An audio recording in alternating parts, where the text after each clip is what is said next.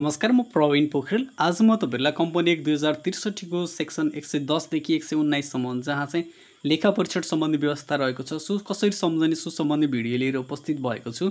सर्वप्रथम तपाईँलाई चाहिँ यति कुरा याद हुनुपर्छ कि सेक्सन 110 बाट चाहिँ लेखा परीक्षण सम्बन्धी कुराहरू छ भनेर चाहिँ त्यति याद हुनुपर्छ। त्यसपछि मजाले सिरियल वाइज तपाईँले मजाले सम्झिन सक्नुहुन्छ। सेक्सन 110 मा चाहिँ कम्पनी रजिस्ट्रार कार्यालयले के भन्छ भन्दाखेरि एबीसी कम्पनी प्राइभेट लिमिटेड हैन, एबीसी लिमिटेड हैन, जे नाम छ, ए भाइ तिमीले अडिटर चाहिँ कम्पलसरी नियुक्ति गर्नुपर्छ है भनेर एउटा डाइरेक्सन चाहिँ सेक्सन 110 मा दिन्छ हैन। सेक्सन 110 मा डाइरेक्सन दिइसकेपछि कम्पनीले के सोच्छ भन्दाखेरि अब कसरी नियुक्ति गर्ने त भनेर 111 मा चाहिँ सोच्ने भयो। सिरियल वाइज है, पहिला चाहिँ डाइरेक्सन दिन्छ रजिस्ट्रारले, अनि त्यसपछि कम्पनीले सोच्न थाल्छ कसरी नियुक्ति गर्ने त भनेर चाहिँ सेक्सन 111 मा सोच्छ। अब पब्लिक कम्पनी छ भने साधारण सभाले हैन, प्राइभेट कम्पनी छ भने प्रबन्ध पत्र नियमावली हैन, कसरी नियुक्ति गर्ने हो भनेर चाहिँ अब सोच्न थाल्छ हैन।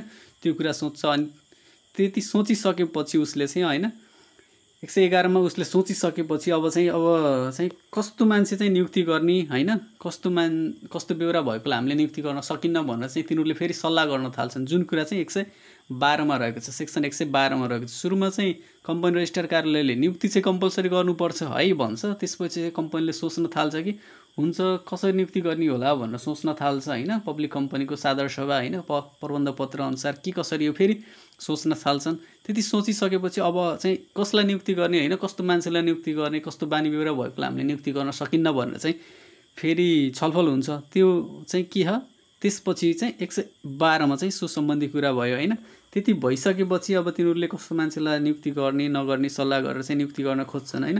त्यति गर्न सकेनन् भने यदि नियुक्ति गर्न सकेनन् भने चाहिँ त्यसपछिको प्रोसेस भनेको चाहिँ अब तिनीहरूले चाहिँ के गर्नु पर्यो, कम्पनी रजिस्ट्रार कार्यालय चाहिँ हामीले चाहिँ अडिटर नियुक्ति गर्न सकेनौँ, साधारण सभा बस्न सकेनौँ हैन, सो कारणले चाहिँ नियुक्ति गर्न सकेन भनेर चाहिँ लिखित एप्लिकेसन दिइसकेपछि चाहिँ अब के गर्ने भयो, सेक्सन 113 अनुसार कम्पनी रजिस्ट्रार कार्यालयले चाहिँ नियुक्ति गरिदिनु भयो। अब कम्पनी रजिस्ट्रार कार्यालयले नियुक्ति गरिदिसकेपछि चाहिँ के हुने भयो, अब नियुक्ति पाइसकेपछि अडिटर चाहिँ एपोइन्ट भइसकेपछि अडिटरलाई के गर्नु पर्यो, सेक्सन 114 अनुसार चाहिँ डकुमेन्ट दिनु पर्यो। सबभन्दा पहिले चाहिँ तिनीहरूले डाइरेक्सन पाए हैन, अडिटर चाहिँ नियुक्ति गर्नुपर्छ है भने। त्यसपछि चाहिँ अब कसरी नियुक्ति गर्ने त भनेर सेक्सन 111 मा सोच्न थाले अनि 112 मा चाहिँ अब तिनीहरूले चाहिँ कस्तो अडिटरलाई एपोइन्ट नगर्ने हैन त्यो कुराहरू सोच्छन्। अनि 113 मा चाहिँ हैन नसकेपछि तिनीहरूले अडिटर एपोइन्ट गर्न सकेनन्, बानी बेहोरा ठिक नभएको हैन, केही कारण भयो हैन, साधारण सभा बस्न सकेनन्, त्यस्तो भयो भने चाहिँ 113 अनुसार चाहिँ तिनीहरूले चाहिँ कम्पनी रजिस्ट्रार कार्यालयमा एप्लिकेसन दिने भएर कम्पनी रजिस्ट्रार कार्यालयले एपोइन्ट गरिदिन्छ। अब अडिटर एपोइन्ट भइसकेपछि हामीले चाहिँ के गर्नु पर्यो, सिरियल वाइज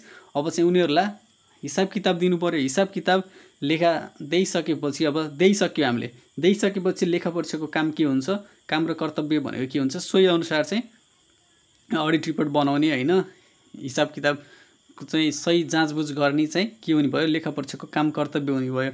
अनि त्यसपछि उसले चाहिँ के गर्छ, अडिट रिपोर्ट चाहिँ बनाउँछ हैन, उसले चाहिँ आफ्नो काम कर्तव्य चाहिँ उसले बुझ्छ। अडिटर चाहिँ एपोइन्ट भइसकेपछि उसलाई डकुमेन्टेसन दिइसकेपछि त्यसको चाहिँ त्यो भयो। अनि त्यसपछि चाहिँ अडिटर त्यति कुरा भइसकेपछि चाहिँ सेक्सन 116 मा चाहिँ लेखा परीक्षण प्रतिवेदनमा चाहिँ सही गर्नु पर्यो। उसले अडिट रिपोर्ट बनाइसकेपछि सेक्सन 115 अनुसार चाहिँ उसले चाहिँ अब आफ्नो काम कर्तव्य के हो सो गर्छ हैन। अब हेर्न पर्ने, जाँचबुझ गर्न पर्ने, अडिट रिपोर्टमा के राख्न पर्ने हो, फाइनान्सियल रिपोर्टदेखि लिएका कुराहरू त्यसले चाहिँ सबै कुराहरू सेक्सन 115 अनुसार गर्ने भयो हैन। कागजात पाइसकेपछि 114 मा चाहिँ कागजात पायो अनि 115 मा चाहिँ उसले चाहिँ आफ्नो काम कर्तव्य चाहिँ निर्वाह गर्ने भयो। र 116 मा चाहिँ अडिट रिपोर्ट तयार भइसकेपछि चाहिँ उसले के गर्ने भयो, त्यसमा चाहिँ साइन गर्ने भयो। कसले गर्ने भयो, अडिटरले। र अनि त्यसपछि अडिटरको अरू अडिटरलाई चाहिँ कसले एपोइन्ट गरेको त्यो प्रतिनिधिले चाहिँ के गर्ने भयो, 116 अनुसार चाहिँ साइन गर्ने भयो हैन। त्यो कुरा चाहिँ सम्झिनु पर्यो तपाईले, सिरियल वाइज नै छ। अनि त्यसपछि तपाईले सेक्सन 117 मा चाहिँ अडिट रिपोर्ट साइन भइसक्यो हैन, हाम्रो 16 अनुसार चाहिँ साइन भइसकेपछि 117 अनुसार चाहिँ त्यो अडिट रिपोर्ट चाहिँ हामीले साइन भइसकेपछि रिपोर्ट भइसकेपछि चाहिँ त्यो के गर्नु पर्यो, हाम्रो त्यो सम्बन्धित स्टेक होल्डरलाई भनौँ न, सेयर धनीहरूलाई हैन, ट्रेड युनियन छ भने ट्रेड युनियनहरूलाई चाहिँ त्यो अडिट रिपोर्ट चाहिँ दिनु पर्यो। त्यो कुरा चाहिँ भयो। अनि त्यसपछि चाहिँ अब अडिट रिपोर्ट भइसक्यो, अरूलाई बाँड्न पर्ने मान्छेलाई बाँडिसक्यो, अब काम सबै सकिसक्यो, अडिटरलाई पैसा छैन, अब त पैसा दिनु पर्यो नि त हैन। सो सम्बन्धी कुरा के भयो, सेक्सन 118 मा छ। अनि त्यसपछि अब पैसा सैसा दियो, अब सेक्सन लास्टको सेक्सन सम्झिनलाई चाहिँ अब चाहिँ हटाउनु पर्यो नि त हैन, पैसा दियो अब अडिटरलाई किन राख्ने र भनेर तपाईँले दिमागमा सम्झेर चाहिँ सेक्सन 19 चाहिँ सम्झिन सक्नुभयो। सबभन्दा पहिला चाहिँ डाइरेक्सन पाउनुभयो। डाइरेक्सन पाइसकेपछि चाहिँ हैन कम्पनी रजिस्टर कार्यालयले डाइरेक्सन दिइसकेपछि चाहिँ कम्पनीले कसरी नियुक्ति गर्ने भन्ने सोच्ने भयो हैन, साधारण सभा केबाट नियुक्ति गर्ने। त्यसपछि चाहिँ उसले त्यति पाइसकेपछि चाहिँ अब कस्तो अडिटरलाई नियुक्ति गर्ने भन्ने कुरा दिमागमा चाहिँ सोच्न थाल्यो हैन। अनि अब के बानी बेहोरा ठिक नभएको हैन, कस्तो खालको मान्छेलाई चाहिँ नियुक्ति गर्ने भन्ने चाहिँ सोच्छ। त्यसपछि त्यति भइसकेपछि चाहिँ अब कम्पनी रजिस्टर कार्यालय चाहिँ त्यसपछिको प्रोसेस भनेको चाहिँ बुझ्नु भएको छैन अघि नको तपाईले। कम्पनी रजिस्टर कार्यालय चाहिँ उसले नियुक्ति गरिदिनु भयो, उनले सकेनन् भन्ने चाहिँ, अनि सकेनन् भन्ने चाहिँ नियुक्ति गरिदिनु भयो। नियुक्ति भइसकेपछि चाहिँ अडिटको चाहिँ डकुमेन्टहरू दिनु पर्यो। डकुमेन्ट दिइसकेपछि अडिटरले सोही अनुसार चाहिँ रेस्पोन्सिबिलिटी पाएर चाहिँ काम गर्ने भयो हैन।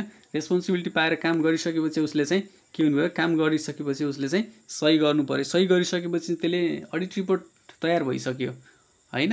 तयार भइसकेपछि अब सम्बन्धित व्यक्तिलाई चाहिँ दिनुपर्ने कुराहरू चाहिँ दिनु पर्यो। अनि त्यसपछि हाम्रो चाहिँ पारिश्रमिक पैसा पनि दिनु पर्यो र टर्मिनेट गर्नुपर्ने कुराहरू पनि टर्मिनेट गर्नु पर्यो हैन। भिडियो तपाईलाई कस्तो लाग्यो? यो भिडियो धेरैभन्दा धेरै साथीहरूलाई सेयर गर्न नबिर्सिनु होला। म चाहिँ बिदा हुन चाहन्छु। हस्त नमस्कार।